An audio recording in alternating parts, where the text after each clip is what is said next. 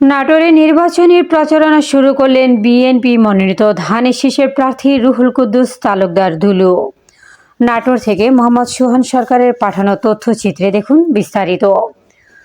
বিএনপির কেন্দ্রীয় নেতা ত্রয়োদশ জাতীয় সংসদ নির্বাচনে বিএনপি মনোনীত প্রার্থী অ্যাডভোকেট রুহুল কুদ্দুস তালুকদার দুলু বলেছেন, ইতিপূর্বে আমি এই নাটোর সদর থেকে 3 বার এমপি নির্বাচনে অংশগ্রহণ করেছিলাম। দীর্ঘ প্রায় 24 বছর আবারও আল্লাহ আমাকে নির্বাচনে ধানের শীষের প্রতীকে নির্বাচনে অংশগ্রহণের সুযোগ করে দিয়েছে। আমি নাটোর সদর থানার সাতনি ইউনিয়নের সাতনি দিয়ার থেকে আজকে নির্বাচন প্রচারণা শুরু করলাম। আমি আশা করছি আগামী নির্বাচনে নাটোর নলডাঙ্গা মানুষ ইতিপূর্বে আমাকে বিপুল ভোটে নির্বাচিত করেছে, ঠিক একইভাবে আমাকে বিজয়ী করবে।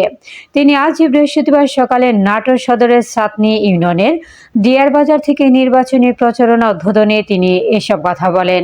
এ সময় অন্যান্যদের মধ্যে উপস্থিত ছিলেন জেলা বিএনপির আহ্বায়ক রহিম নেওয়াজ, জেলা বিএনপি সদস্য কাজী শাহ আলম, শহীদুল্লাহ সোহেল, স্বেচ্ছাসেবক দলের সাবেক সম্পাদক রাসেল আহমেদ রনি, ওলামা দলের সাধারণ সম্পাদক শফিকুল ইসলাম, সাতনি ইউনিয়নের সাবেক সভাপতি জালাল উদ্দিন সহ বিএনপির নেতৃবৃন্দ। আপনাদের পছন্দের পার্টিকে ভোট দিয়ে এমপি নির্বাচিত করতে পারবেন। প্রিয় ভাই আমার, আজকে এই যে আপনারা এখানে একত্রিত হয়েছেন, এই 24টা বছর আমার মা বোনেরা ভাইরা এক জায়গায় একত্রিত হয়ে তার পছন্দের পার্টিকে ভোট দেবে, এই সুযোগটা কিন্তু এই 24 বছর ছিল। তাই আজকে আপনাদের কাছে অনুরোধ, আমি যে উন্নয়ন নাটোরের মানুষের কাছে করে রেখে গিয়েছিলাম, এই যে রাস্তাঘাট, ব্রিজ, কালভার্ট, স্কুল, কলেজ, বিদ্যুৎ থেকে শুরু করে যে উন্নয়ন দিয়ে গিয়েছিলাম, এরপরে কিন্তু এই 24 বছরে কোনো নতুন কোনো উন্নয়ন হয় নাই।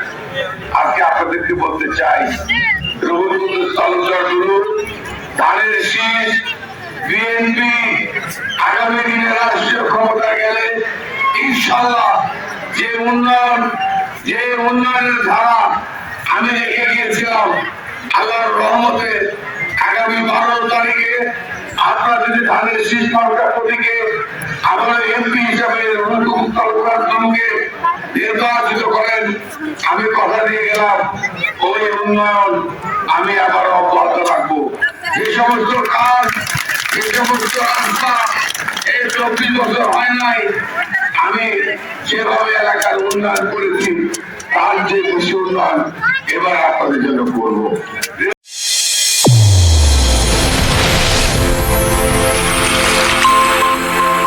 চ্যানেল A1 হৃদয়ের স্পন্দন।